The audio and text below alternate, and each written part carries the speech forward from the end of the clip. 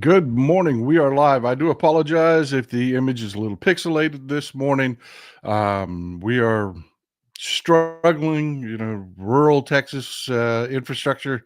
Uh, been through all three of our redundant internet service systems. This is as good as it gets, folks. Hang in here with us. Hang in here. We got a lot going on today. Let's dig into it.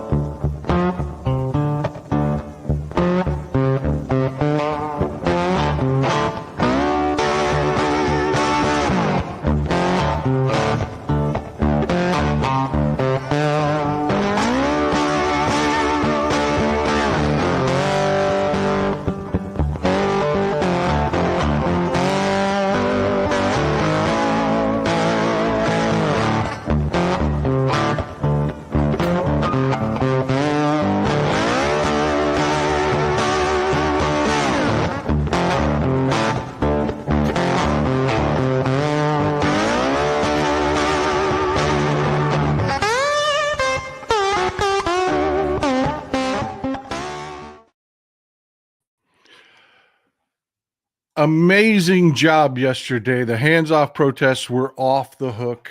Fantastic in every way. Not only participation, estimates are running from 3 to 5 million people nation. It is just amazing. Forgive me, folks. I do apologize. We are having some internet issues. We're doing the best I can to get to reboot another system as we speak, and I'll see if I can't swap over here in a minute. But yeah, it was incredible. It was incredible. I've never seen. I cannot rave enough. Of course, they're calling them angry protests. Most of the protesters there, um, I mean, they. I got to tell you, prior to these protests, there was a whole, mostly coming out of X. There was a movement to try to submarine these protests. There really was. They were putting out stuff that said wear masks, don't bring your cell phones, and of course, you're getting the opposite message here. This is never wear a mask to a protest. You know, always phones out, record. And I have to tell you, it has paid off in this protest. And the organizers, oh my God, they did an amazing job. There were on social media, there were songs going around. If they want you to be violent, they're a narc. If they want you to be violent, they're a narc. I mean, all over social media. It was just amazing the job they did making sure that these were not violent, that they were effective, that they got the message out, that they were covered. But the coverage from the corporate media has really been somewhat troubling. They've tried to, they have tried to portray this as, like I said, and they're always angry protests and everything short of violent, because they can't say violent, because from coast to coast, top to bottom, border to border, these protests were absolutely non-violent.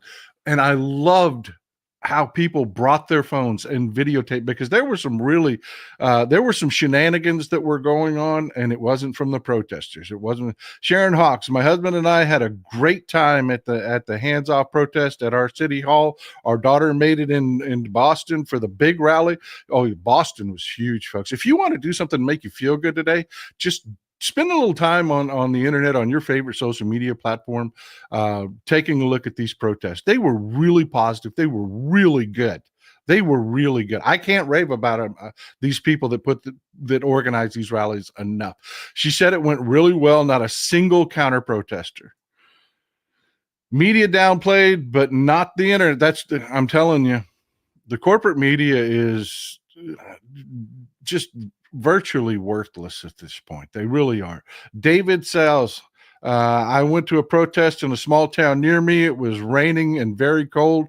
There were around 600 people there. Huge turnout, simply powerful. That is a story I am seeing nationwide. You know, I was a little bit apprehensive at the numbers that were coming out at first because, you know, at first they were saying it was about 3 million people. Now they're saying it's about 5 million people. If you can get 1% of the population to stop what they're doing and come out and do one thing together, that's amazing. That is freaking amazing. I mean, it really is. So when they started saying, well, 3 million people, I was like, I don't know. I don't know. Then I started seeing, I mean, just small town after small town after small town with hundreds of people showing up. Even in red areas, people were showing up in support of hands off. You know, it was really incredible, folks. I mean, top job, hats off. Hats off. I mean, just top-notch job. Top-notch job, people. Really. Susan Sylvester, good morning. Great turnout for Hands Off in Santa Fe, New Mexico. Just everywhere. It was really fantastic.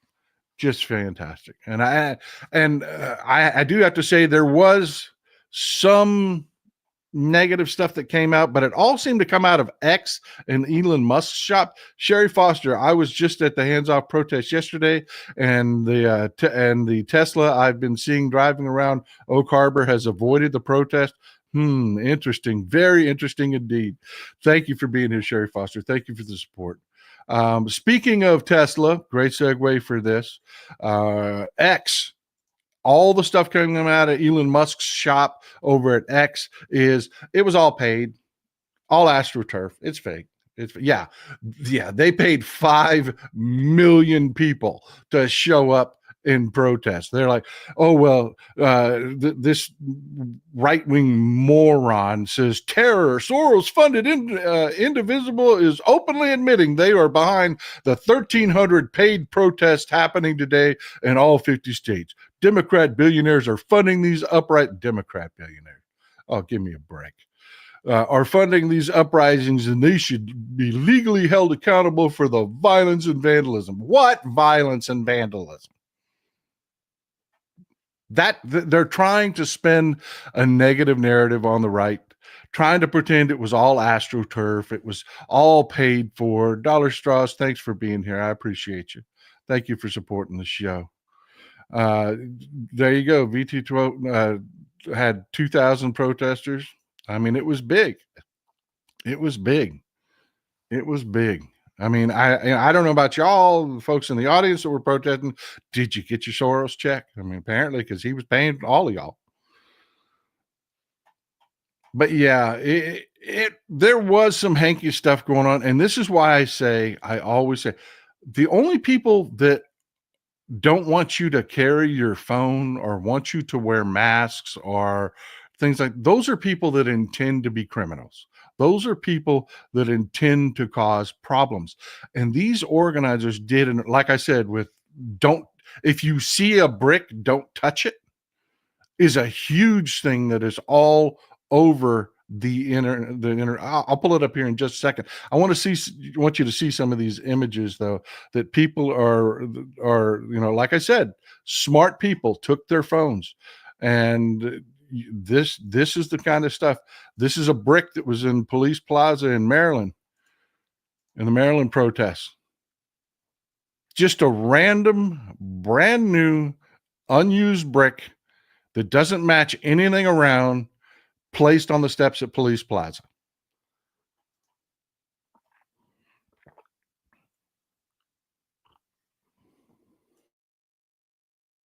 Yeah, I mean, that's insane. That is insane. They also had other people from, I believe this came out of Portland. I'm not sure. I don't recognize the area. They didn't identify.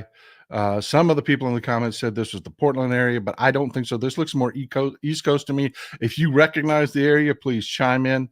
But yeah, this was taken from a TikTok video where they just a random pile of bricks was just laying in the protest area. But again, the organizers did an incredible job with don't take the bait, don't fall for the agitators. And I loved that song they came up with. That was just huge. It just went viral instantly. Andrea, thank you for supporting the show. I really appreciate you being here. Can't do it without you folks. I just that whole, if they want you to be violent, they're a narc. If they want you to, everybody can remember that. Everybody. I mean, it was just amazing. I cannot rave enough. I can't. And kudos to you folks that participated. Kudos to you folks that got out there and got it done. And yeah, those bricks look like bait. And there was you know what? Let me pull it up real quick. I didn't. Let me just give you just a random. We're going to go to Blue Sky. We'll go to my account on Blue Sky. And we'll do a search for "Don't Touch the Bricks." Okay? Don't touch the bricks. They did an amazing job of getting it out. Just one person after another. You know, the message is really clear. You know, if you see, you know, random bricks laying around, do not touch them. Do not put your fingerprints on. Look at this. Don't touch the bricks. Anyone who encourages violence is a Fed. I mean, they did an incredible job on social media of preaching how not to get baited. I mean, and that's you people, folks. That's you. That is you folks. And I swear, man, I was watching that. And again, like I said, so apprehensive. I've talked about it before. I was really, really, really, really concerned that the ultra violent right wingers, the Proud Boys, the Boogaloo Boys, these bigoted ass groups would be out there trying to bait people into violence, trying to infiltrate the riots, this, that, and the other. These organizers had their shit together. And I mean, I just so impressed. I mean, so much so that future protests, yeah, I'm not gonna worry about it as much as I was. I'm absolutely not. With the message getting around and people just being so, I don't want to beat this to death, but you can tell how happy I am. You can tell just how happy I am at how well this went. Just incredible job, folks. Hats off to all of you that participated, because I know there's several people in the audience that did participate. Paula, thank you for supporting the show. Thank you for supporting the show. But while that was going on, there were other things going on, and there were so many different things going on. This is going to seem like a bit of a random show. We're going to bounce back and forth, but there are a lot of things, a lot going on in court, a lot going on with DOGE and what they're trying to do. For instance, this, I call them the South African shit gibbons. Elon Musk, Peter Thiel, David Sachs, all these guys. This is a problem, folks. This is one of those things that is a problem, and we're going to have a little bit of a messaging problem with it. DOGE is planning a hackathon at the IRS. They just held and folks, this access to this, Wired and the Condé Nast Owl access, you folks pay for it. This is the kind of stuff that I use your donations for. Wired has been an amazing source. I've got several articles out of Wired today. Highly recommend it to you. If you're just looking, you don't have a ton of money to spend on different subscriptions here, there, and everywhere. I get it. I've got to be careful with what we spend on the show. Wired is a fantastic source. This article out of Wired is amazing because it goes into not just what they're doing, but why it is dangerous. They have convened a conference of software engineers. DOGE has of software engineers and set a deadline of 30 days. The IRS works off incredibly antiquated systems. You can't just go online and get your old tax information and whatnot. And it's been a complaint for a long time that the IRS needs to be more efficient and needs to be modernized. But not with these folks. No, because there's compartmentalization for a reason.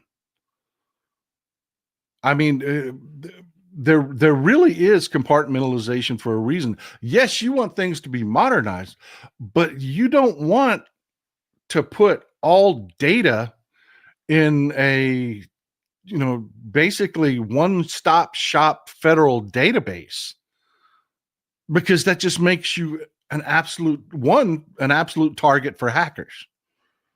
It makes your data incredibly insecure. And two, there is just some information out there you don't want even investigators to have easy access to.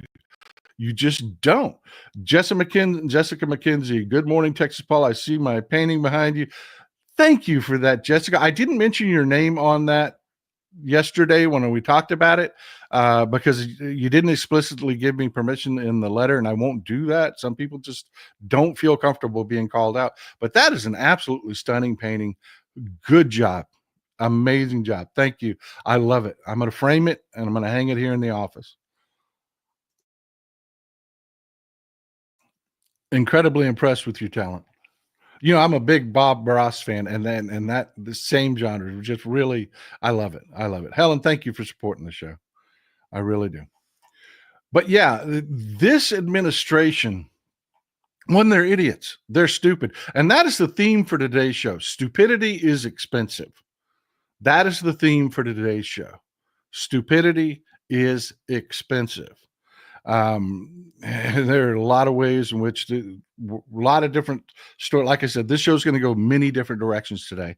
So stick with me. Stick with me. Craig Phillips, thanks for what you do, Texas Paul. I think I noticed a Gibson headstock in the, yeah, that's my old Gibson acoustic. Thank you. Thank you. But this is what we're talking about here. Trump's war on information silos. This is one of those executive orders that comes out of the 2025 project, but this one kind of just flew under the radar because there's so much happening and the corporate media is pretty much worthless. Information silos. That is something that is pretty much considered a bad thing. What they're talking about is the right hand doesn't know what the left hand is doing. Things are pigeonholed. You remember why we created the Department of Homeland Security? Because after 9/11, we realized that several different agencies had bits and pieces of information, parts of the puzzle, but they weren't communicating with each other. And that's where the whole war on information silos kind of came from. Everybody had their fiefdom. Everybody had their area of control and information. Everybody had, information is power. And if you control the information your agency has, well, you've got power. People have to come through you to get it. We realize, hey, that's a problem. But you need smart people to deal with that problem. You need people that can understand complexities, that can understand gray areas. And one example that's given, being that we're also talking about the IRS, is it's long been understood that drug dealers pay taxes. A lot of them do. It's not something that gets talked about much, but there is an entire avenue at the IRS for you to pay taxes on your criminal activity. Yeah, that's a thing. That is a thing. Kay Allen, senator from Indiana, way to lose the next election, calling a voter a clown. Don't exactly know what you mean there, but I don't what you're referring to, but let me know.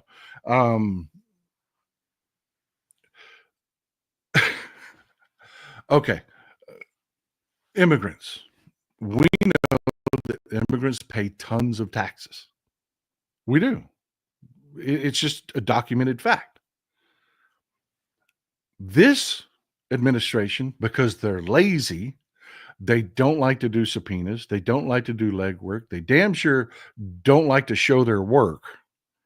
They just want to be lazy. So what they want to do is they want to allow ICE to be able to access tax data.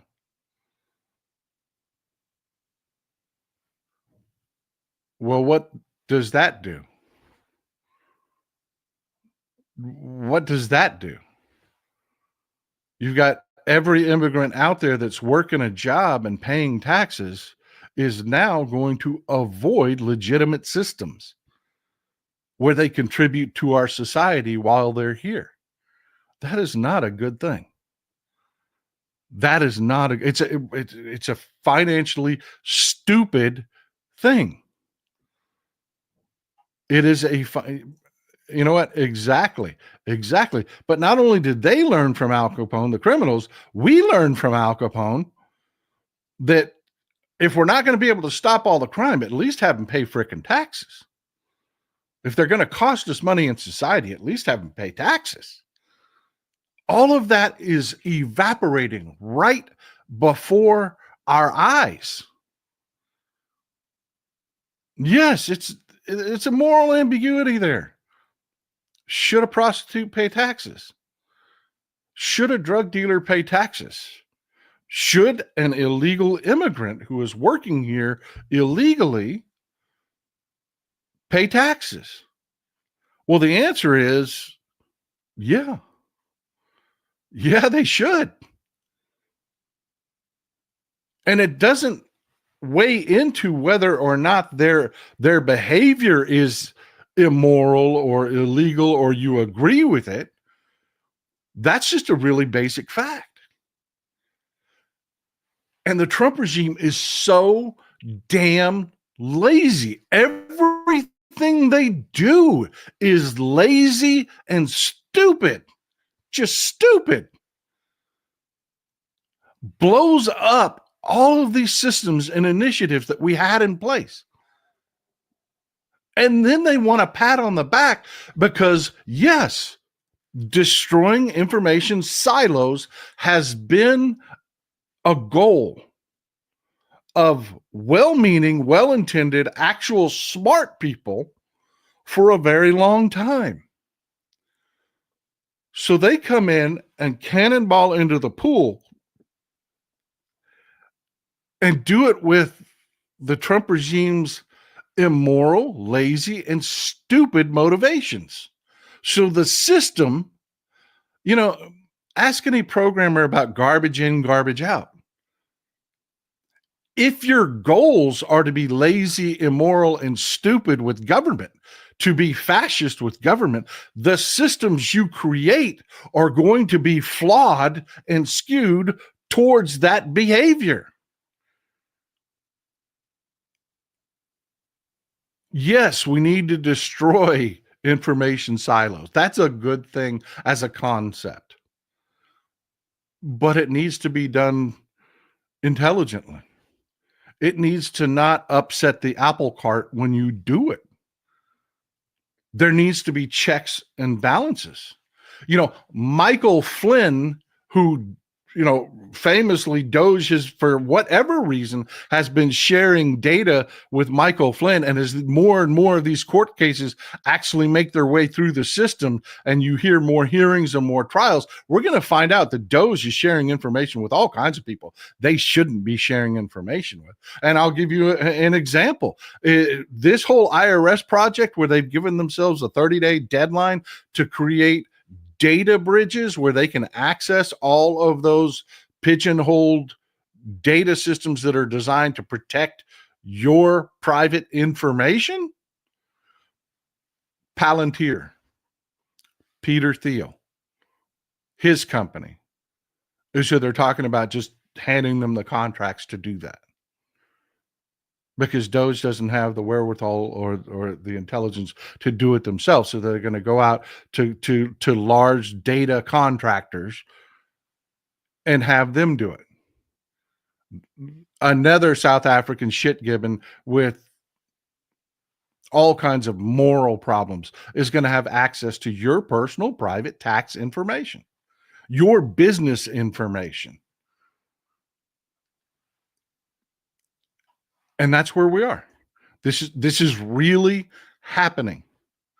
After decades and decades and decades of hearing Republicans whine about, personal liberty, personal privacy, you can't attack business with the IRS, you can't this, you can't that. They're paving the road. They're paving the road to do it. And the Republicans are cool with it. They're good. I mean, they are 100% happy with it. 100%. Jordan, thank you for being here supporting the show. We need to call a spade a spade. Republicans are pro-criminal and Democrats are pro-law and order. Amen.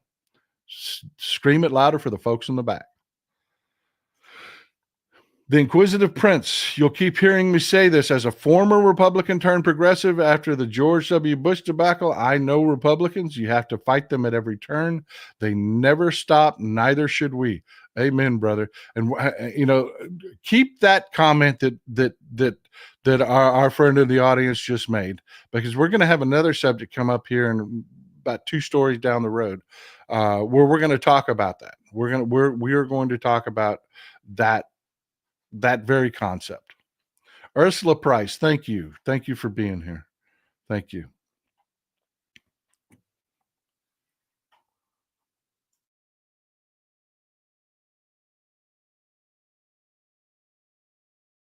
One more and we'll move on to the next story. Michelle Beachy, if DOGE is like the Cybertruck, it is destined for failure. Stupid in, stupid out. Amen. And it is. That is, like I keep saying, even a stupid, weak president and regime can do terrible things, but they are stupid and weak, and that you can take heart that we will win in the end because they are stupid and weak. Thank you, Vincent. I appreciate you. But that's not all they're doing. One of the biggest bright spots of the Biden administration was bringing jobs back home. And yeah, they were doing it without stupid freaking trade wars. The CHIP Act. We had 2 shows where we were talking about all the fabs they were building in the Southwest. And if you're my Arizona people, you really need to pay attention to that. Because the Trump administration, with their tariffs, just cannonballed into the pool and squeezed out a gigantic, ugly turd. They really did. They just destroyed the CHIP Act, is what they just did.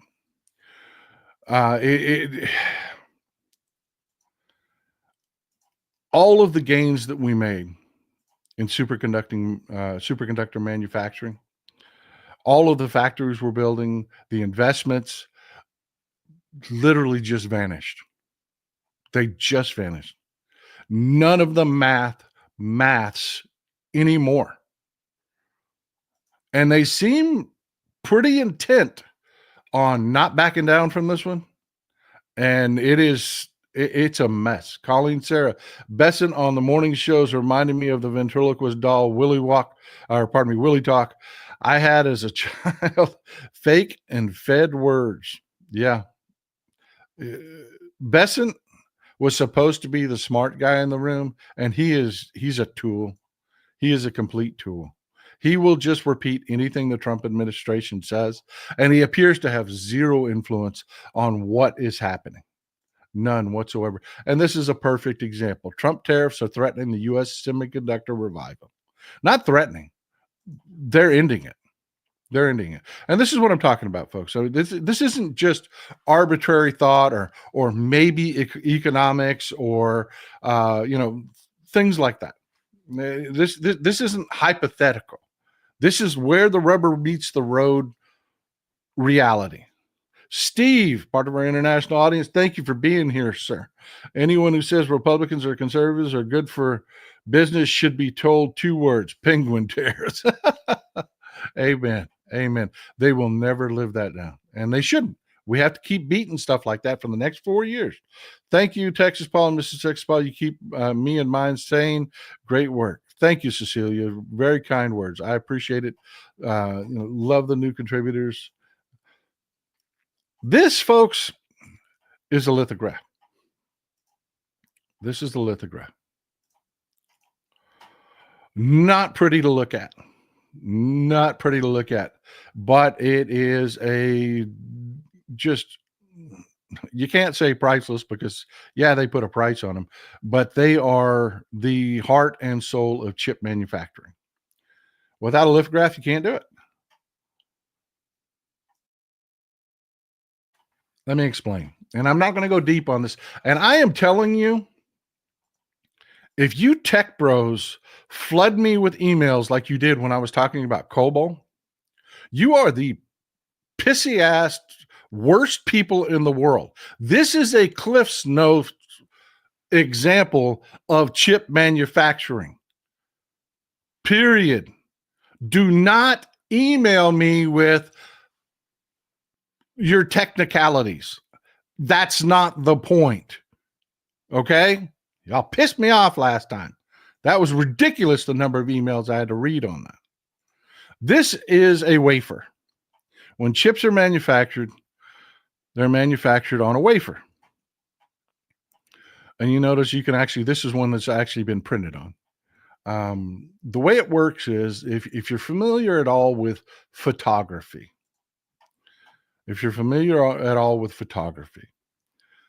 old school, go to black and white photography. The way it works is when they take a picture, you create a negative. The film is not a positive image, it's a negative image. So everything that you want to be light is dark on a negative. So that when you put it, in a shit, I can't remember what I took a photography class in high school. Somebody help me out here. My brain is locked up. You put it in a machine, it shines a light through the negative. You have photo paper underneath that is light reactive. Everywhere there is a dark portion of the negative, very little light hits, and that will be left lighter.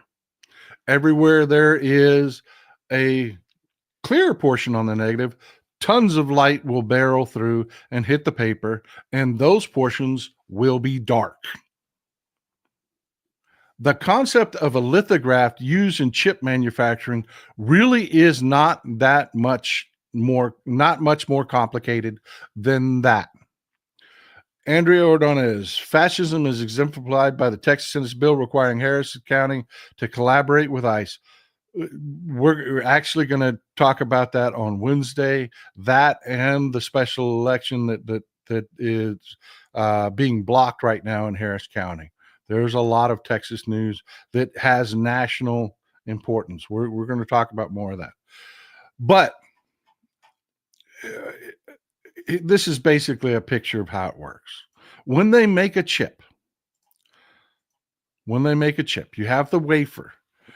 They pour a lithograph pours a photoreactive chemical onto the chip, basically turning it into the same thing as photo paper. And just like you're developing a picture, you have a mask, which is the print design of the circuit. Gets bombed with, usually used intensive UV light, super intensive UV light, shines through a lens, hits the wafer, creates a negative on the wafer, which basically is developed. Then they apply, it has an image stamped onto it, basically. That creates a negative and versus a positive charge, depending on how light or dark it is. Then you apply the material that builds your circuit. And depending on whether the portion of that image is positive or negatively charged, materials will be attracted to it. And that's as deep as I'm going to get, because I can already feel the tech, I can hear the clicking of the keys. Okay. I don't want to get lost in the weeds on that issue, because that's not the issue. The point is, this machine does all of that much more complex than that. That machine is not made in Pennsylvania. It is not.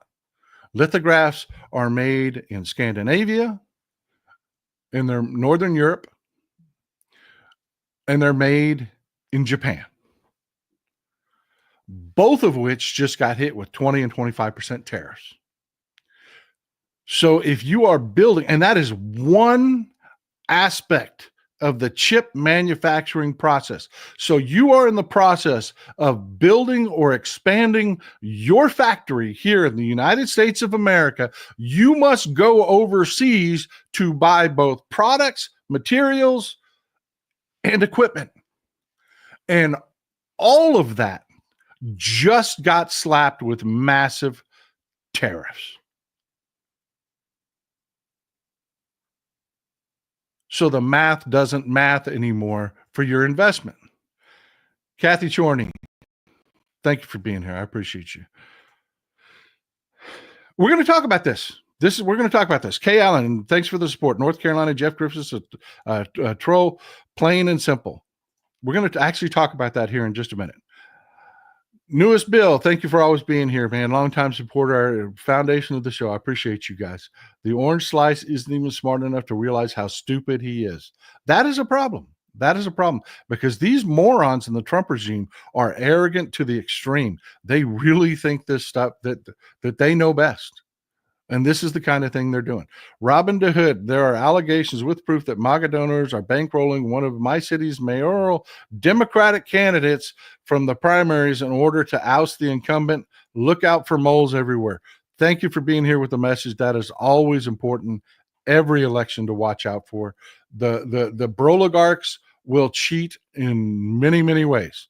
And we're going to talk about some of that today. But you get what I'm talking about, right? You have this machine that specifically does that as part of the manufacturing process. The photoreactive chemicals, all of it. We buy most of that overseas. So those jobs, those facilities that we were building here now don't make mathematical sense, economic sense. They don't.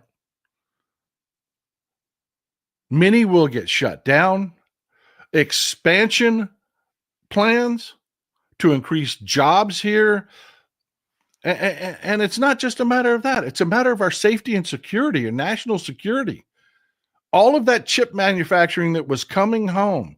Remember what happened in COVID. Products, store shelves were bare. Well, the Biden administration was fixing that.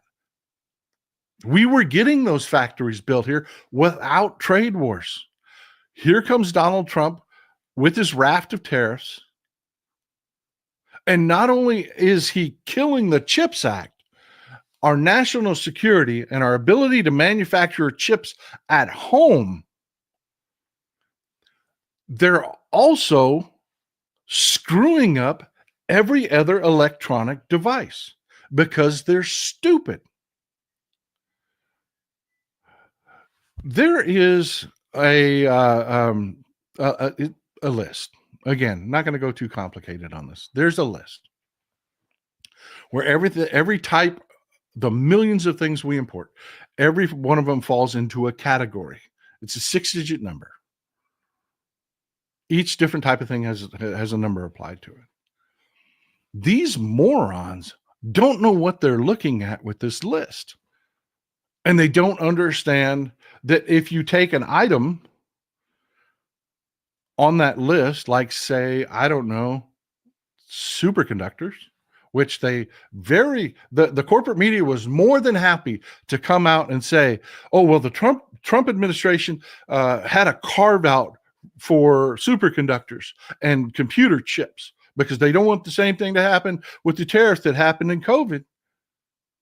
And put this positive story out.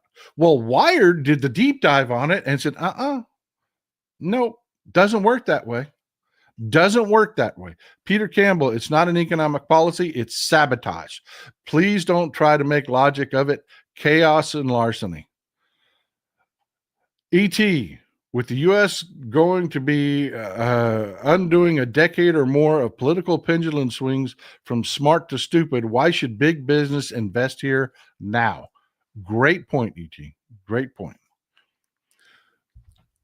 Here's the problem. Okay, so they say you can import chips. Great. I'm sorry, folks, but chips are not it. When's the last time you went down to the store and bought a chip, a computer chip? From 99.99999% of the people, never. Nvidia doesn't import chips. They import GPUs, which are chips embedded into processors, video processing, video cards, which are tariffed. So it doesn't matter that you have a carve out for chips if everything those chips go in are tariffed. And by the way, Nvidia's stock plummeted Friday because people that are actually involved in the industry and people that actually understand finances know that this is mass wholesale scorched earth destruction of our technology industries. Anything that involves electronics, from calculators to cars to phones to laptops, are all decimated. And for the corporate media to pretend like, oh, well, we've got to carve out for chips, that's a good thing. No, it's not. It's stupidity. It does nothing. Kate Marylight, thank you for being here. Wasn't Tim Cook of Apple on the platform behind Trump? A lot of good that did. That is a story that is developing. I was thinking about doing today. The tech bros are in full freakout mode. They got in behind Trump and they realize now that, one, they lost us, and two, it's costing them a fortune. Nothing that they hoped would happen because they're morons. They're idiots. They're listening to Elon Musk, who is a moron. Jason Cruh, thank you for being here, my friend. Thank you. They're listening to people like Peter Navarro. They're listening to people like Larry Kudlow. Folks, let me tell you what these people are preaching to Trump. Peter Navarro, Larry Kudlow, these kind of guys. I keep telling you the 2025 project, it's just a rehash of what Nixon tried to do. All of this stuff is old. We've all seen it before. Anthony Saints, thanks for being here, man. Hey, Texas Paul, is always great show, and I'm sorry to say Elon Tusk and Donald Stump are about to FAFO, man. I hear you. Just as we go through these, I want you to understand just how asinine and stupid this is. There was a time when the United States was not a big deal, right? I mean, y'all are an enlightened audience. Y'all know, like, say, during the colonial days, through most of the 1800s, we were not a big deal. We weren't a world power. We weren't a manufacturing hub. We were kind of like how you see countries in Africa treated. Resources, raped for resources. That is pretty much, our early history. We were not a manufacturing hub. We provided cotton. We provided agricultural goods to Britain, which was a big deal at the time. Well, during that time, our government didn't collect taxes from individuals for the majority of it. Again, I can hear the keys clicking. Frickin' historians, do not start writing me emails about when the taxes started. This is just a fact. You know it. We imposed tariffs. to garner money for our government to operate. That's how it worked in the early days. When that happened, we weren't doing much, and the government did even less. Our government didn't do shit for a really long time because it didn't have to, because we weren't about much. That's not the case now. We are a technological leader. Much of the technology that changes the world starts here. And then it spreads out to Europe and to Asia, where China just outright steals it. We're kind of a big deal now. We do a lot of stuff. The government does a lot of, I'm keeping it really simple, folks. KISS, KISS, keep it simple, stupid. I'm keeping it really simple. You can imagine we went from being a country that was a backwoods material provider that didn't do much of anything, that had a government that didn't do much of anything, and operated under tariffs. We are not that now. We cannot go back to being a country that operates on tariffs and has a government that doesn't do anything.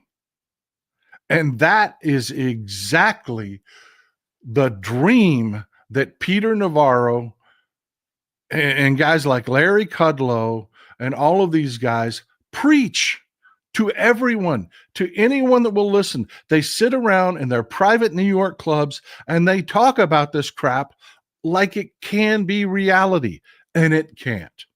It can't. Lena P., any chance the tariff money collected is under Trump's direct control?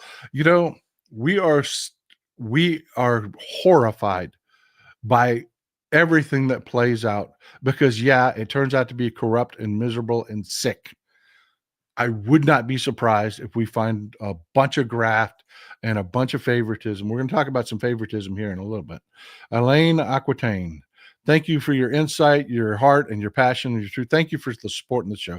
Can't do it without you folks. You folks keep the lights on. And all of you new contributors, thank you. I appreciate you. We've had some people here that have been the foundation of the show and supported us and got us where we are. You new folks are making sure that we're going to be here tomorrow. Magdalene Noble, thank you. But you get the point, right? You understand. We are not that now. You cannot operate this country based on tariff revenues. And they really, really, really believe you can. They really, really, really believe that we're going to be not just okay, but thrive if we go back to a government that doesn't do anything. And Trump's a moron. Trump has degenerative brain disease. He's listening to these people. Yeah. And that's why we're doing things like destroying all the progress we made in the CHIP Act. Because of delusional, old, stupid men that think we can go back to the Nixon era, or thinks that we can go back to the 1800s, or there is no going back, folks. There is only now, what we are now. And they're destroying it with their stupidity. Stupidity is expensive.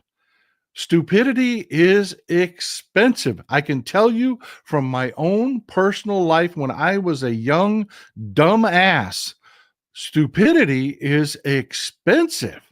Thank you for supporting the show, David. I appreciate you.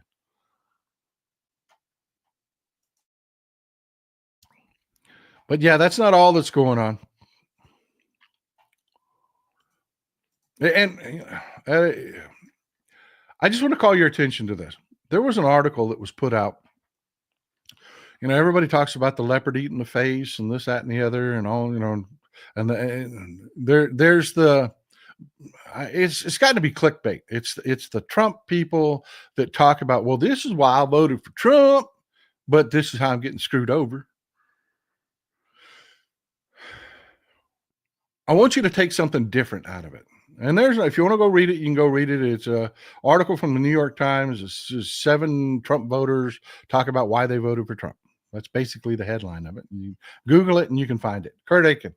The whole point of the tariffs is so that people and entities have to suck up to Trump for relief and thus consolidate his power. I agree with that, and I got a story for you that's just going to blow your mind here in a minute. But first, I want to talk about this guy. This is Perry Hunter. And people, before we go into this, I always tell you, I always compliment you. You are an above average group. And the reason I compliment you and call your attention to that is we could never get to where we forget that we're talking to the stupids. We can have these advanced conversations.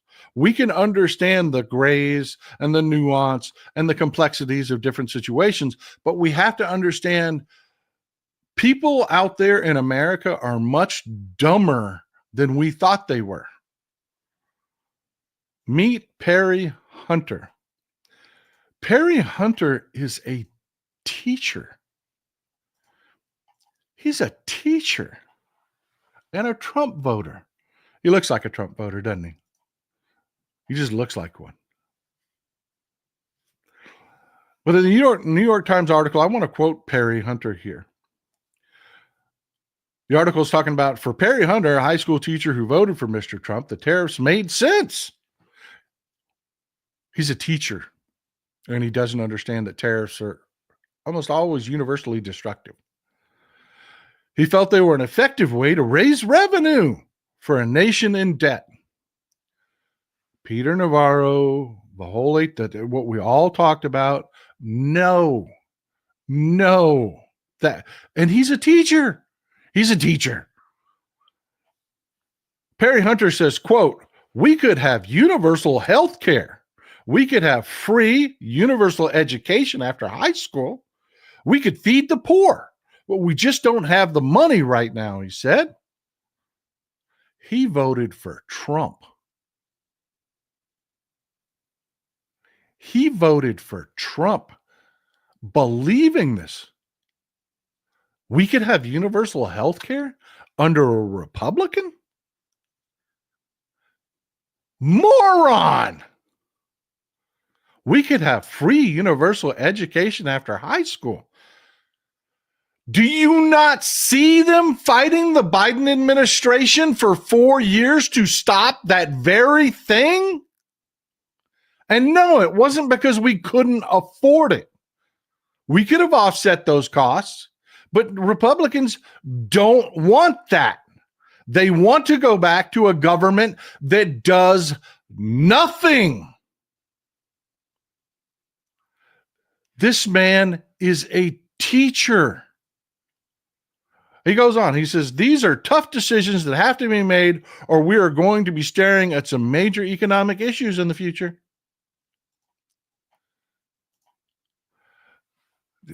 This is the problem. This is the problem. He's a fucking teacher. And he's that clueless, that out of touch. I mean, you get it. You know, the Republicans have spent the last 4 years fighting free universal education.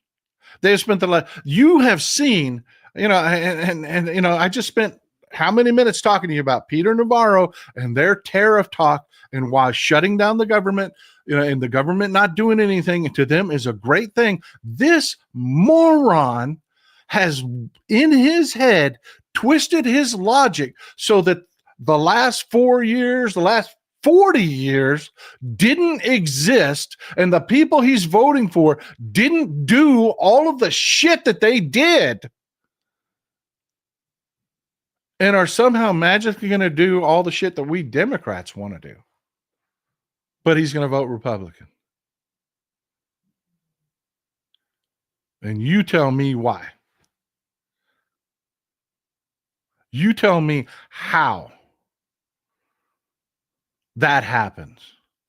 That tell me how that man exists. But he does. He does. Edward Cooley, what the Republicans are doing is not going to work. Don't need to wait and see. It won't work. Victor Gaskin, thank you. New supporter, thank you. You keep the lights on around here, brother. You really do. I appreciate you. You know, cognitive dissonance, you know, there are so many things. And again, we're not simple. We're not simplistic. We understand it is many things. But I'll bet you, if I had to guess, if somebody put a gun to my head and said, why does that guy exist? I would bet bigotry. That's what I'd bet my life on. I would bet that if you could get that guy alone drinking beers, that some really bigoted shit falls out of his mouth. And he twists anything to try to serve his cliquish, cultist, bigoted shit. That is my guess. That is my guess. It's what I have found to be true in talking to Republicans around here. Catherine Ryan, you can't fix or debate with stupid. You cannot. So yeah, folks, when I tell you, you folks are above and beyond, I'm not kissing your ass. I'm not. I talk to these people. I know. I know what's out there. I know what makes up MAGA. I talk to them. Folks, we can never forget. We can never do that again like we did in the last. My biggest failure was I fell for it. I started to believe that America was us, and it's not. America is those dumbasses, and we've got to deal with it. Rich, think this repug stick comes down to bigotry? Yeah, I do too, Rick. Rich, I really do. I really do. I bet you if you sat there and talked to that man privately, that some bigotry would fall out. Pure speculation. I don't know him personally, but I know a lot of people like him. Voting against, he's a teacher. You see what they're doing to his schools. Alan, thank you for being here. Never underestimate the misinformed or the willfully ignorant. Anita Ellis, it was in the 90s that 1/3 of teachers vote GOP for a single issue. I'm telling you, we've got a problem. And I think there's also, I really believe there's some sort of environmental toxin that is making us stupider. I really do. We're going to find out there's something like lead or something we're being exposed to as children or something that is just making us stupider. Jerry Anderson, just in case YouTube demonetize you for the cousin jar. Thank you, my friend. I appreciate you.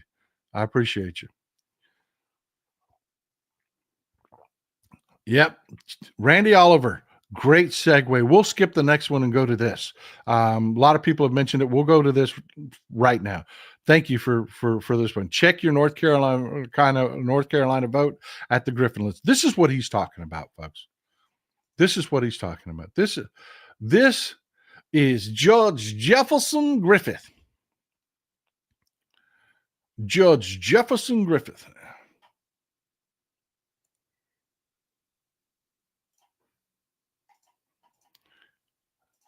I mean, I just want you to look at this guy. Have you ever seen a more punchable face? Doesn't he just look like an asshole? So this North Carolina case, and like I said, I haven't really been talking about it that much because I wanted to see it work its way through the courts. Just to recap for you, this is what's happened. If you haven't been following or you're new to the show, we've talked about it a couple of times. In North Carolina, they had a Supreme Court race last election. The Democrat won. Jefferson Griffith there. This is the Democrat, by the way. One second.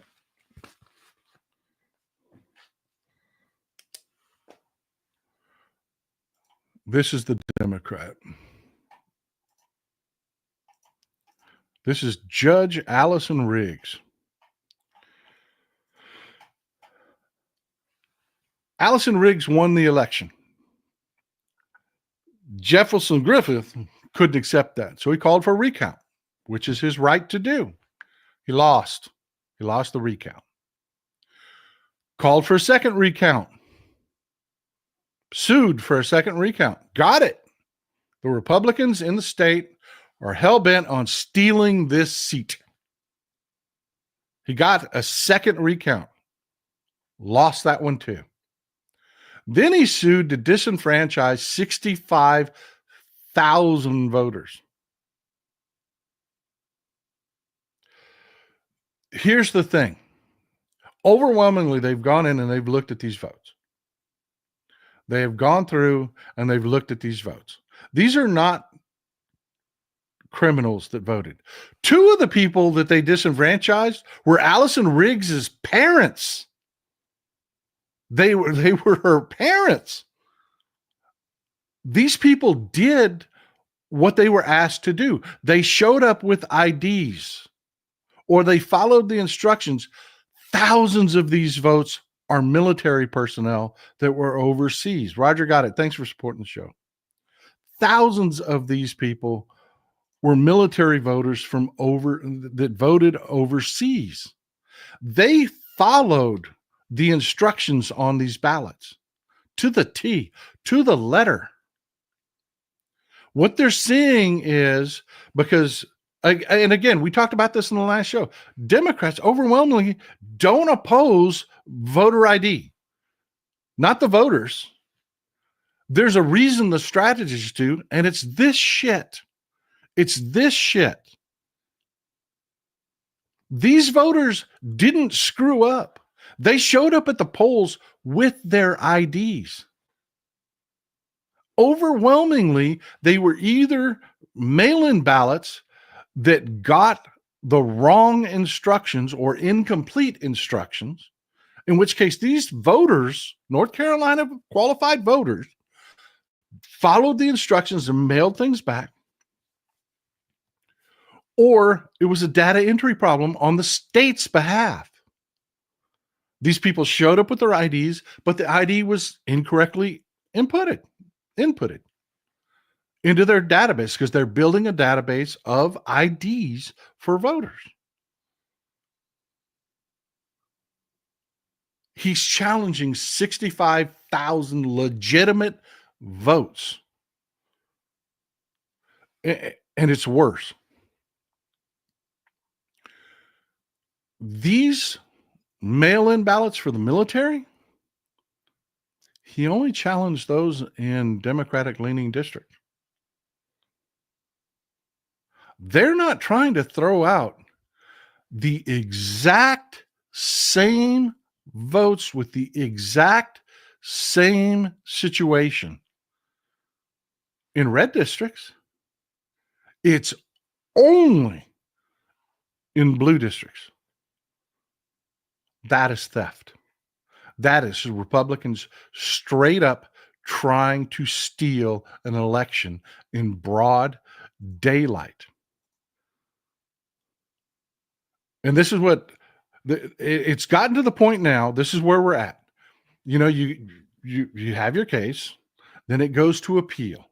The first appeal is held not by the full panel of judges on the appeals court. It's held by a 3-judge panel. This went 2-1. This went 2-1. Two of the judges ruled against Allison Riggs, saying that, and this is how ridiculous it is. It was Judge John Tyson and Judge Fred Gore. Fred Gore is he's a black man and he's a Republican. He is another Clarence Thomas. He really is. He's another Clarence Thomas. He is that bad. They said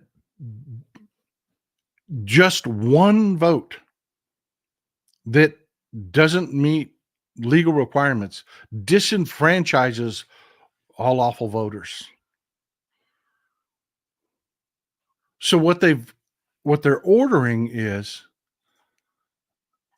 that voters have to cure their ballots. They're going to notify all 65,000 of these voters somehow, they don't say how they're going to notify these people, but they're ordering the Board of Elections to notify all 65,000 of these challenged votes, not the ones in red districts that have the same exact issues, just the ones in blue districts.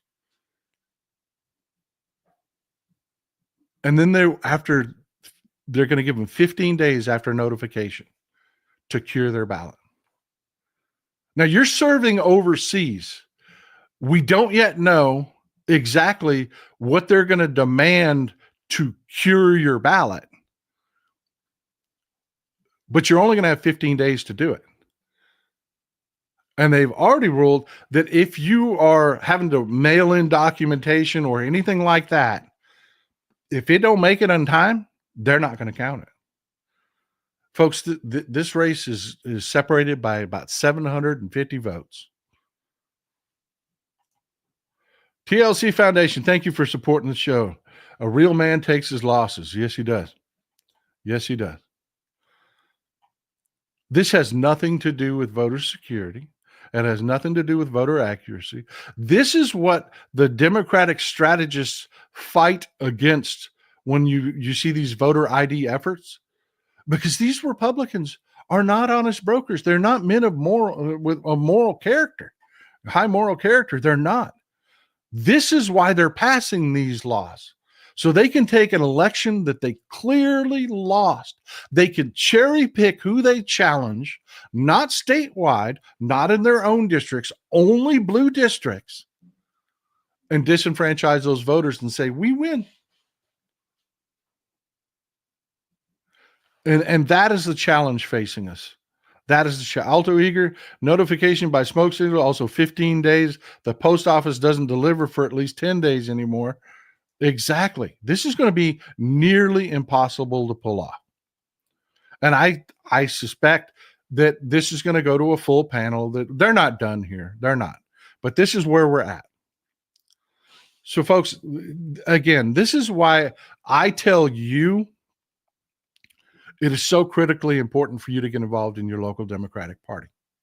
Because imagine if we had 5 million people show up for a protest. Imagine if we had 5 million more people working with your local Democratic Party. Say that worked out to 100,000 more people in North Carolina working to help people cure their ballots, or to get more people to vote so this wasn't even near close. See, your average Democratic voter, when you talk to them, they support voter ID. They do, because they're thinking like you think, like good people. Well, yeah, why not? We use our ID to buy a beer. Why wouldn't we use it to vote? It's no big deal. Keeps things above board, right? Unless you're designing the laws to cheat. And that's what Republicans are doing. They don't want these laws for ballot security or to secure the vote or to give people confidence in the vote. They want these laws for this exact purpose. They lost a critical Supreme Court election, and this greedy piece of shit, Jefferson Griffin, thinks he's entitled to screw 65,000 other people out of their democracy because he wants it. Fuck him. And fuck every Republican. Because they are badly miscalculating on one thing. And I tell people this all the time. The purpose of democracy is that we do not have to kill each other. And they're taking that away. Do they not understand what it means when you take democracy away of the people, not just that lost, not just that fought, they won. They did what they had to do. These people showed up with their IDs. and the state screwed this pooch. What do you think happens? It only takes 0.1% of people to react badly to that for this to be a bloodbath, an utter bloodbath. Thank you, Janine. I appreciate you. I appreciate you.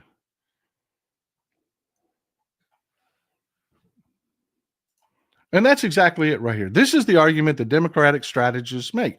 And this is where I want your help. I mean, I want to crowdsource this. Next steps, poll taxes. Leon Fisher, great comment. Great comment. They won't stop with just voter ID. They won't. It's me. Thank you for supporting. Appreciate the tip for the cussing jar. Appreciate you, Tiger Claw. I appreciate you. I really do. Thank you for the support. But look, folks, my job, what I do here. Let's talk about that for a second. I am pushing the Democratic Party to not have these fights about voter ID.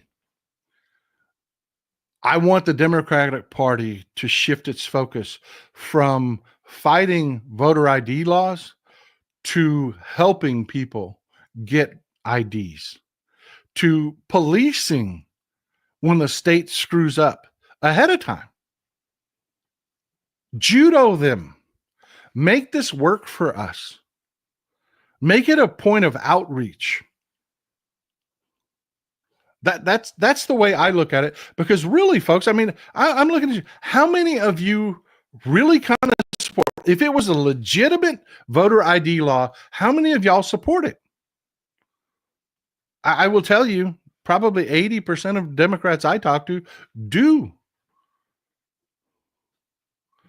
And we really look bad when we argue against it because your average person does not have the knowledge I just put in your head. They don't see how the Republicans abuse this. And they don't understand what the Democratic strategists and lawyers are fighting against. All they see is Democrats fighting against IDs. And then they hear a Republican lie and say, well, that's just so they can get them illegals to vote.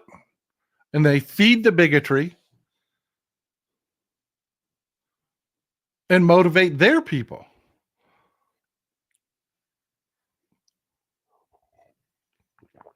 How do we solve this? How do we solve this? Because they're stealing this election in broad daylight. This is going to go to the full panel and then to the Supreme Court. They're going to delay Allison Riggs being on that Supreme Court for most of her term.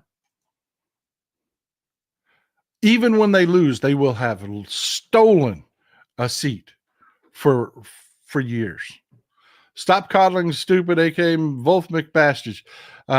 They think they win the bloodbath. They don't care. Total delusion. I hear you. Skeets Nair, it is easy to get ID in Canada. Is it the same in the States? It can be difficult. And they're trying to make it more and more difficult. For the most part, it's easy, but for a lot of older folks and a lot of, people just, if you're poor people tend to be terrible about keeping up with their documents. I can't tell you how many people in the United States don't have access to a birth certificate. They've got to go buy one, which amounts to a poll tax. Jerry Rowe, thank you for supporting the show.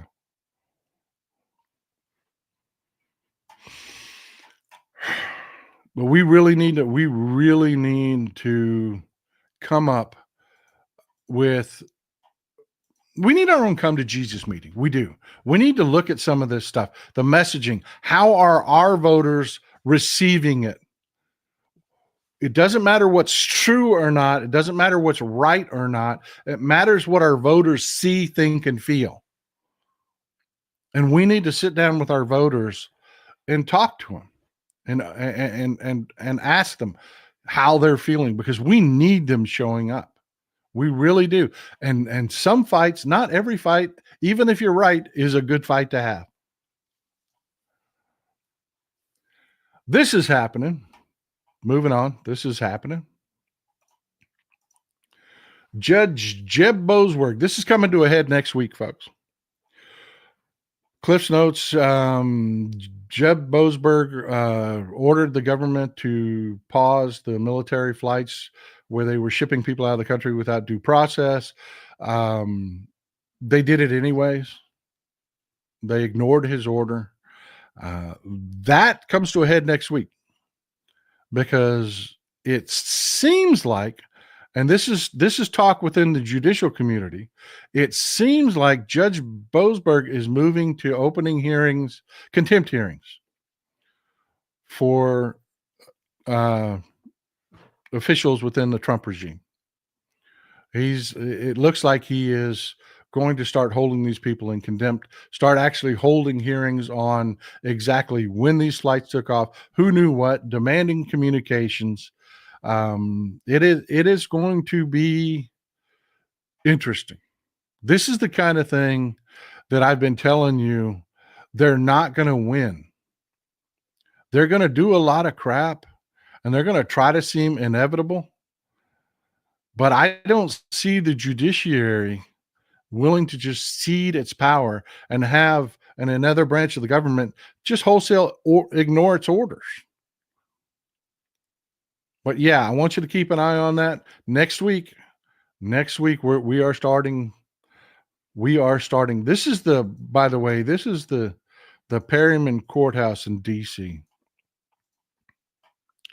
The E.J. Perryman Courthouse.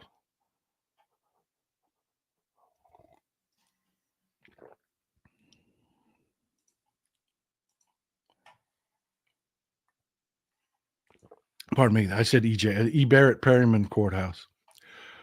This really kind of plain looking building is full of our history.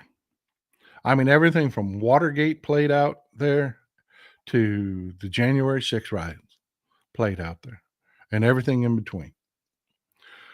And I got to tell you, next week is going to be hugely consequential for where our government is going. Because right now, this is where the rubber meets the road fascism that we're talking about. E.T., if the government was fair and above board about getting everyone with voter IDs and help pay for it, I'm all for it. Not to keep people from voting. Exactly. That's where most Democrats are. That's why this is such a loser argument for us. And we need to come to grips with that. We really do. But yeah, this hearing, the next three things that we're going to talk about, this and the next two things we're going to talk about are incredibly important. You know, there's a lot of people that throw that word fascism around. There's a lot of people that don't understand the complex subjects, that don't get it. This is really where the rubber meets the road. If Judge Boasberg acquiesces next week and doesn't call hearings and doesn't hold people responsible for just ignoring his orders, yeah, that's a death blow to the Constitution. He has to.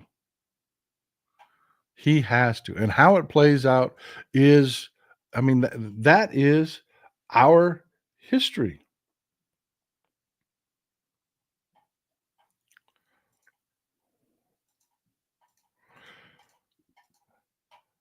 This is happening. This is another issue that's happening.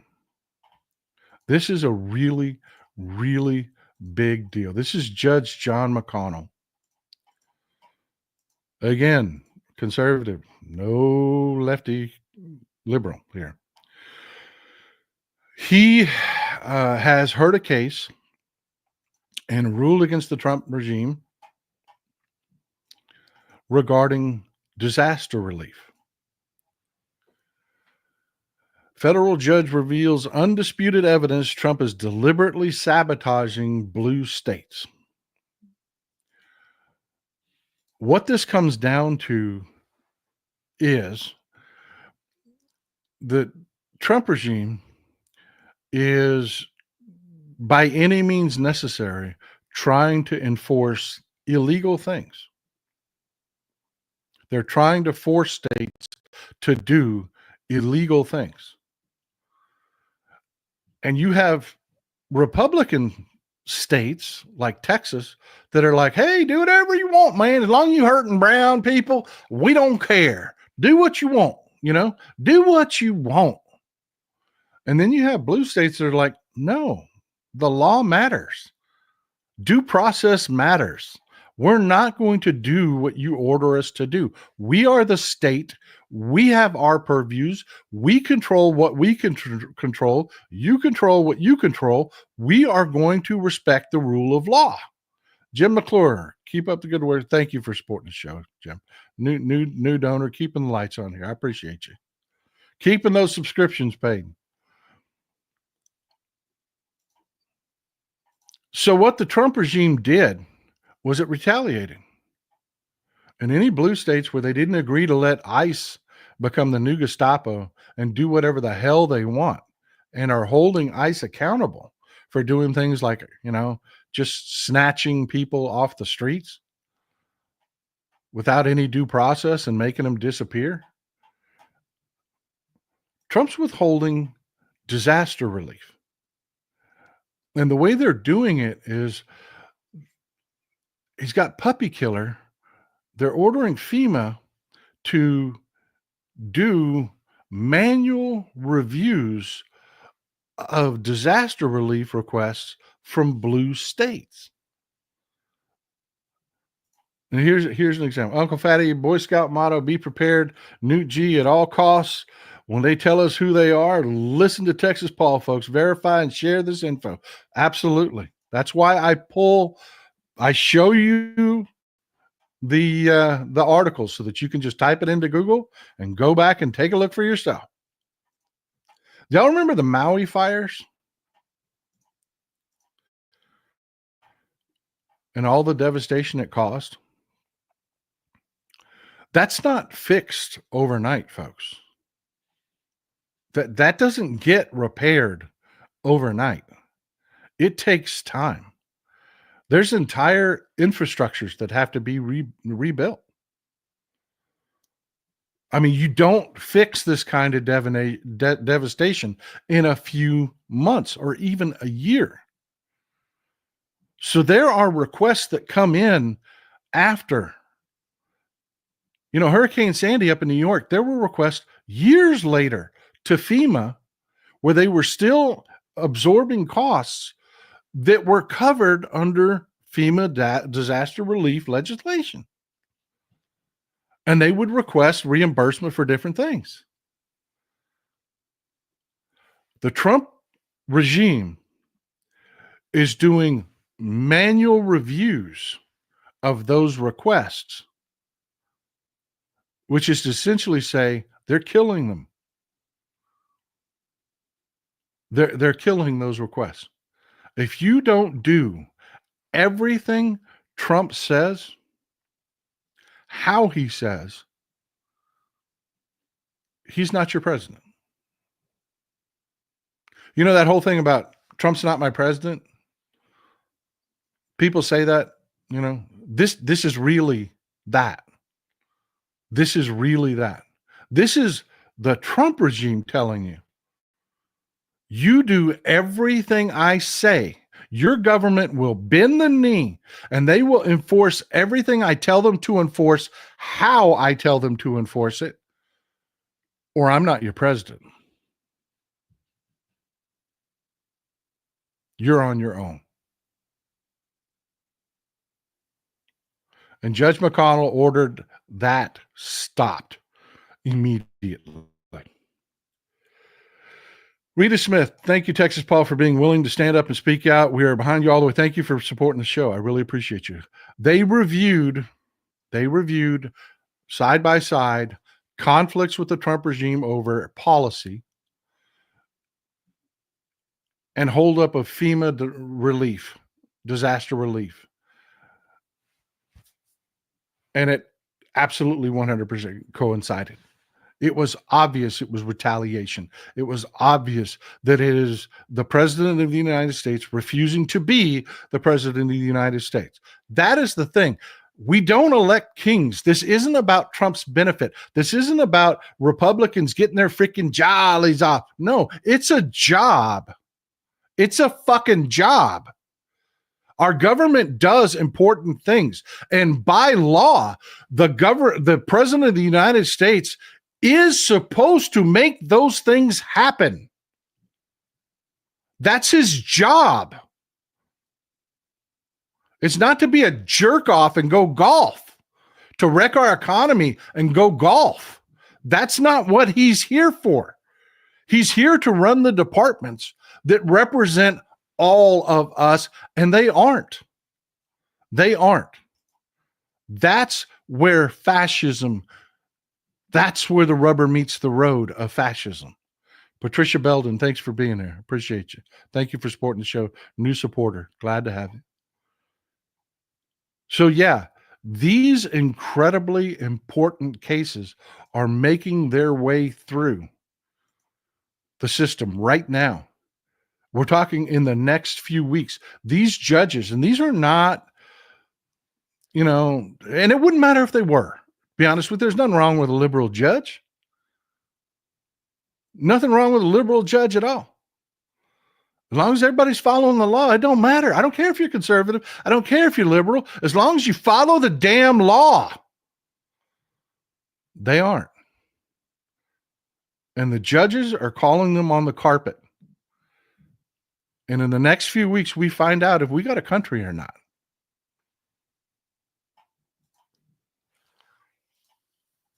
And it is getting serious. It is getting very serious. This is Judge Beryl Howell. Y'all have heard her name before. You've heard us talk about her before. This is Judge Beryl Howell. She used to have Jeb Boasberg's job. Jeb Boasberg runs the DC circuit. She used to have his job. They rotate that out. She now is under Jeb Boasberg. We got a serious problem here, folks. This is really what fascism looks like. This is not hyperbole. This is not, some dumbass on social media screaming that something that, he's not able to get whatever the hell he wants. So it's fascism. No, this is really what fascism looks like. Donald Trump illegally went after law firms. An example here is Perkins Coie, and Perkins Coie is standing up. Too many of the mega law firms have made the news over the last week by bending the knee, by giving Trump stuff because he attacked them. And by attack them, I mean he has done things like Perkins Coie here represented Hillary Clinton in a past lawsuit against Trump, in which Trump was actually suing Hillary Clinton. They represented Hillary Clinton, and that pissed Trump off. So what he's done is you're entitled to legal representation. Whether you're bringing a case or defending yourself, you're entitled to legal representation. He is punishing any law firm that represented anyone that he doesn't like or agree with, or that he considers an enemy. And it includes, but isn't limited to, pulling their government contracts, barring any member of their law firm from entering government buildings, or interacting with government employees. Essentially, he's shutting these law firms down. I mean, I want you to think about that. These law firms do a myriad of things. You can't. If you can't walk into a government building, how can you be a consultant for a company that is working on it? Say you're a legitimate government contractor and you want to, run maid service in government buildings. You can't hire Perkins Coie to represent you to help you write the contracts because they cannot access the buildings. They can't talk to the government employees to find out what they are looking for specifically. Well, hey, what are you most looking for from this company, so that we can help them apply for the contract? Oh no, you can't do that anymore. You're not allowed in this building because Donald Trump don't like you. That is fascism, folks. That is real time where the rubber meets the road fascism. And yes, this was heartbreaking. Neil Katyal's firm bent the knee to Donald Trump. Good news is, in that article I just showed you, over 500 different law firms signed on to an amicus brief in support of Perkins Coie. They're not bending the knee. They're fighting this out. This is it, folks. This is really it. Do we have a government or not? And these are playing out right now. Right now. And in the backdrop, you have other chaos. We'll go to some international news for a minute. This just happened.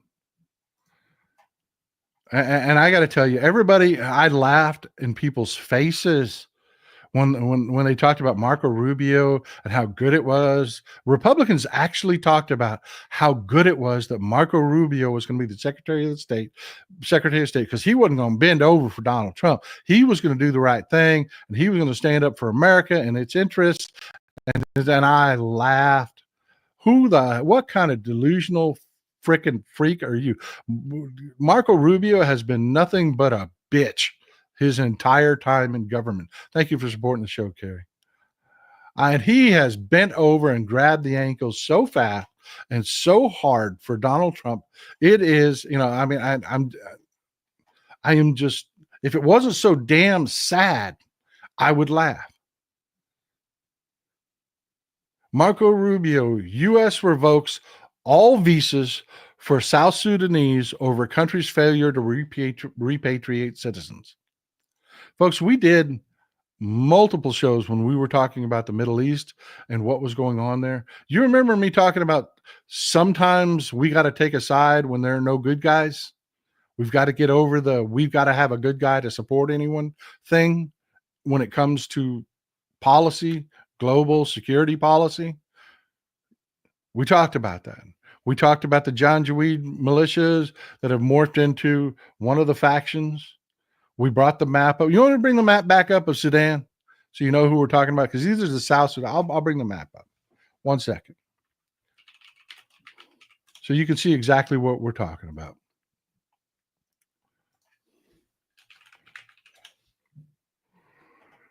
For you folks that are new to the show or haven't been here, weren't here for the prior show, this is Sudan. We had several segments on Sudan because, everybody. Anyways, I'll get to it. This is Sudan. This is where Sudan is in Africa. You see it's right borders the Red Sea, right across from Jeddah, Saudi Arabia. They have had a civil war in Sudan that has been horrific. Just horrific. When the Arabs, and like I said, there are no good guys here. There aren't. There are no good guys in the civil war. When Arabs and Muslims began to migrate into Sudan, the South Sudanese, see this green area in South Sudan? The South Sudanese, who are primarily black, butchered them. They did. They held control of the federal government, and they were brutal. And that's where the Janjaweed militias formed out of the Arabs and Muslim communities. And they got a lot of support from places, like Yemen and then you had Russia get involved, who they don't care. They don't care if these people are butchering each other. All they want is to be able to move material out of Africa, gold, diamonds, whatever they can get out of Africa. They just want to be friends with whoever's got power now so they can just make their money. They don't care. We abandoned Sudan for everything except for food aid, but that went away with U.S. aid. So the South Sudanese, many of them said, look, we don't want to do this. We weren't down for genocide against the Arabs, and we're damn sure not down for the Arabs who are committing genocide against us now. We don't want to play anymore. So we opened up our borders. And people that didn't want to be part of the violence were allowed to immigrate to Europe. They were allowed to immigrate to here. Some immigrated to South America. But the ones that immigrated here were fleeing literal genocide. And we just revoked all of their visas because they want to play this stupid ICE immigration barbarian game. And the government that controls Sudan now is very friendly to Russia. They don't want to work with us. So when we had people that we even legitimately wanted to deport, they're like, no, you can't. You can't do that. So our idiot government, our idiot Secretary of State, Marco Rubio, just applied a death sentence to these people. They revoke their visas. They're going to have ICE scoop them all up. And I promise you, they're going to figure out a way to drop these people in Sudan. And the government there is going to kill them immediately because that's what they're doing. Sudan is one of the worst crises in the world. But it gets ignored because it doesn't involve Israel. So, the bigots can't really get too excited about it. And right now it's black people being killed. So, what do a bunch of bigoted white Americans care? They don't. They don't care. They don't care. But that is exactly what is about to happen, folks. They have canceled all of these people that fled this genocide. And we're not talking about criminals. We're just talking about came here, went through the system, got a job, built a life. No, you got to go. You got to go. Visa's canceled. Get out. That's the kind of people that are running the Trump regime. That's the kind of people that are running the Trump regime. Because this doesn't play well in the news because these are black towns and nobody cares. They just let the government do it. Russia sponsors it. Russia gives them arms. Because, like I said, all Russia cares about is moving its gold out of Africa.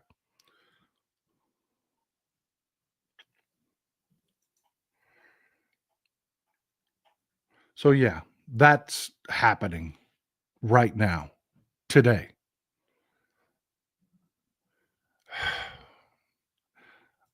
And I get people that get mad at me when I say there's no good Republican. There's no such thing as a good Republican in the Republican Party. Push these people out of power forever. I have no problem saying that. None whatsoever. There's no such thing as a good Republican. This is happening. You're getting people that are starting to speak out more and more about these tariffs. Circle back around to tariffs for a minute. Jerome Powell, the grown-ups in the room are coming to the reality that, no, it's not going to be okay. It's not going to be okay.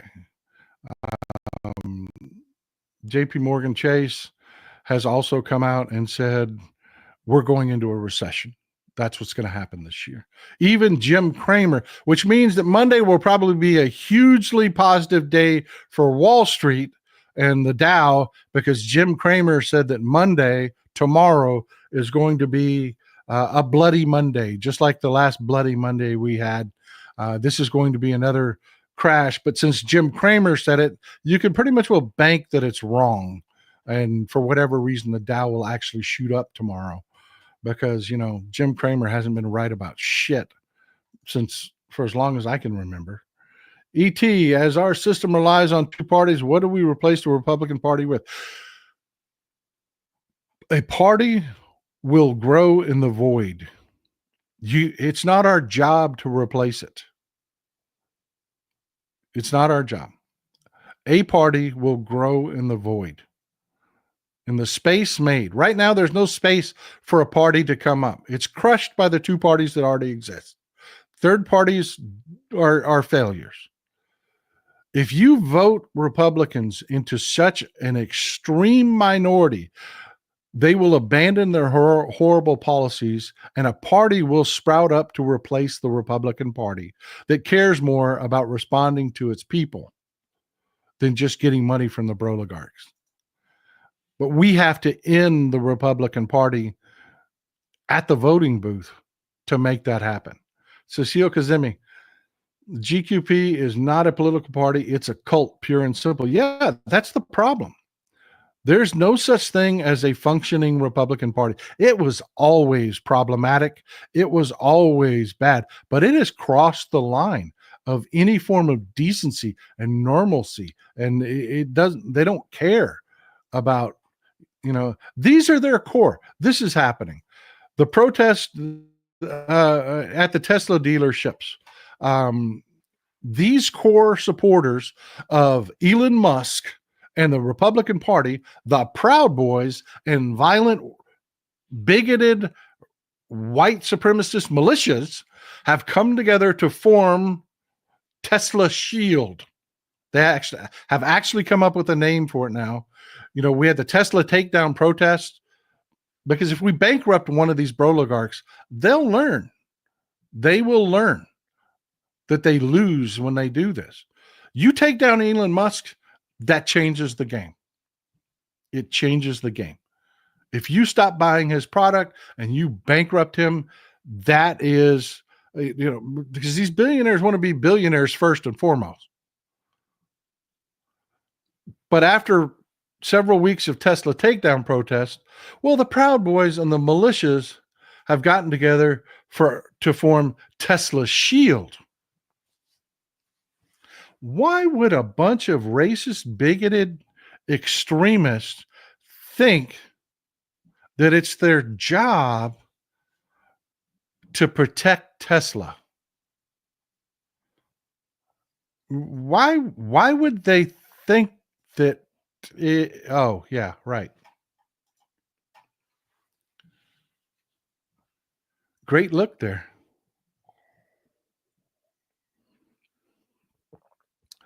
When your company goes in the shitter because you do things like flash Nazi salutes and people don't want to be associated with you, it's a really freaking good look. When violent, extremist, right-wing, bigoted, racist militias show up to support you at your dealerships.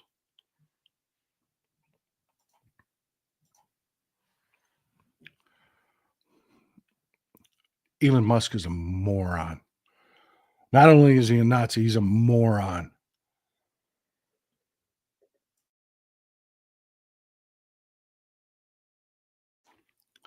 Well, folks, that's what I've got for you today. I hope you've enjoyed the show. I hope it's been useful.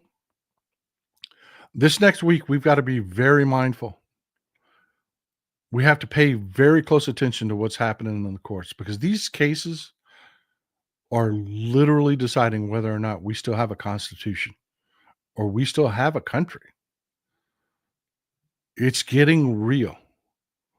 Now, I'm not a fear monger, I never have. I kind of feel like the judiciary They aren't going to try to split the baby on this one. I think they're going to stand up for their power, which in this case is a good thing. But we'll see. We'll see. Enjoy some Texas cities at night.